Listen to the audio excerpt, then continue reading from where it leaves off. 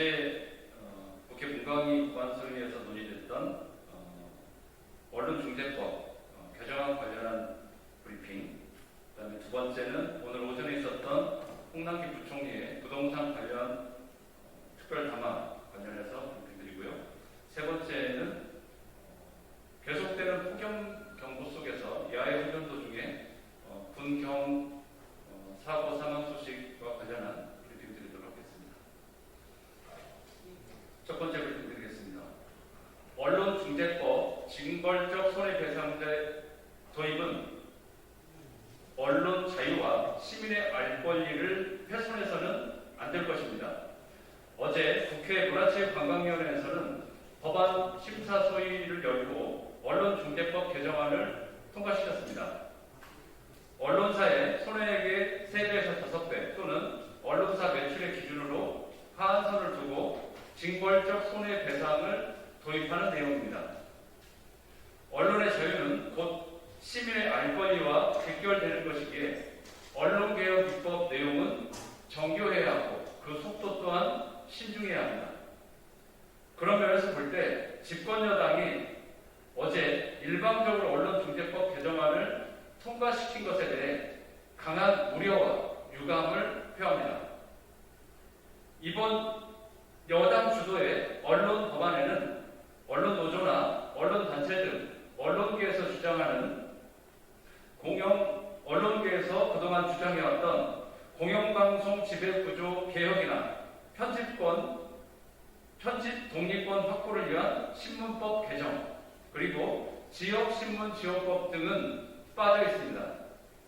해당 개정안에서는 취재원의 발언을 허위, 왜곡해서 인용하거나 법률을 위반하는 경우 등을 고의나 중과실로 추정해서 징벌적 손해배상제를 도입하는 내용이 줄을 이룰 뿐입니다.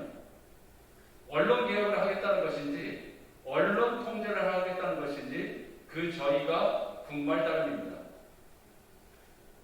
가짜뉴스의 확산과 선정적이고 편향적인 보도 등으로 언론개혁이 시대적 요구로 떠오른 것은 주지의 사실이며 언론사의 악의적인 왜곡과 보도에는 그에 합당한 책임을 물어야 하는 것도 맞습니다. 다만 악의와 왜곡을 판단하는 기준이 모호하고 주관적일 수밖에 없기 때문에 소송 남발로 이어져 언론의 자유가 심각하게 위축될 수 있습니다. 그럼에도 불구하고 대통령과 국회의원 등 선출직, 정치인, 대기업 등의 정치 권력과 경제 권력을 견제하고 감시하면서 시민의 알 권리를 위한 언론의 기능과 역할이 위축되고 제한될 수 있다는 데 대해 강한 우려를 가지고 있다는 것을 분명히 말씀드립니다. 언론중재법은 집권 여당이 언론개혁이라는 이름으로 일방적이고 독단적으로 밀어붙일 것이 아니라 밀어붙일 사안이 아닙니다. 다양한 이해관계자들의 의사를 수렴하고 또 토론을 통한 사회적 합의를 모아내는 것이 무엇보다 선행되어야 할 것입니다. 근본적 언론개혁 방안에 대한 여야 간 토론과 합의를 충분히 거친 후에 언론중재법이 통과되어도 늦지 않을 것입니다. 보통 시민들을 위한 언론개혁이 되어야지 집권 여당의 최적화된 언론개혁을 추진한다면 언론의 자유는 훼손되고 시민의 알 권리는 지켜지지 않을 것이며 언론개혁의 본질은 산으로 갈 수밖에 없음을 엄중히 경고합니다. 두 번째 브리핑 드리겠습니다. 부동산 부자 감세로 집값은 정부 여당이 올려놓고 이제 와서 누구를 잡겠다는 것입니까? 오늘 홍남기 부총리가 국토교토부 장관, 금융위원장, 경찰청장과 함께 부동산 관련 정부 합동 브리핑을 열고 집값, 전세값 폭등에 대해 사과했습니다. 하지만 부동산 불평등 해소와 주거 정책의 근본적 전환은 찾아볼 수 없었습니다. 정부의 주택 공급 실수요자 보호, 투기 근절 대책을 믿고 따라오다라는 말만 반복할 뿐이었습니다. 강한 유감을 표합니다. 부동산 부자 강세 3종 세트인 종부세, 재산세, 양도세를 깎아주고 대출 규제까지 풀면서 집값 상승을 부추겨 놓고서는 이제는 정부를 믿어라, 무작정 매입하지 마라, 기다리면 공급이 풀릴 것이다라는 정부의 발표를 믿을 시민이 과연 더 있겠습니까? 지난 6월에 정부 여당이 한 일을 우리는 알고 있습니다. 게다가 빚내서 직살하면서 대출 규제를 완화해놓고 이제는 가계부채가 위험하니 금리를 인상하겠다. 그리고 지금은 다시 하겠습니다. 게다가 빚내서 직살하면서 대출 규제를 완화해놓고 이제는 가계부채가 위험하니 금리를 올린다고 하면 은행들이야 좋아하겠지만 월급쟁이들의 대출이자 부담은 어떻게 할 겁니까? 정부 여당이 주도해서 부동산 투기에 꽃길을 깔아주더니 이제는 경찰청장까지 앞세워서 투기 세력을 잡겠다는 것은 한마디로 어불성설입니다. 집 없는 서민들을 또 한 번 분통 터뜨리게 하고 시민들을 기만하는 것입니다. 부동산 정책은 일관성이 신뢰의 핵심이라는 것을 분명히 밝혀줍니다. 정부 여당은 오락가락하고 자기 모순의 부동산 담화를 발표할 것이 아니라 지금이라도 부동산 불평등을 바로잡을 수 있는 근본적인 대책을 내놔야 할 것입니다.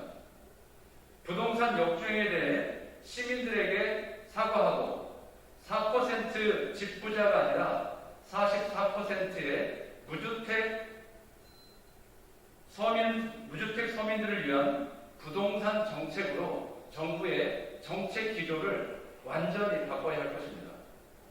부동산 부자 강세를 철회하고 공공주도의 주택 공급 확대, 지옥보 등의 주거 취약 계층의 주거 기본권을 보장하는 방향으로 정책을 전환할 것을 강력히 촉구합니다.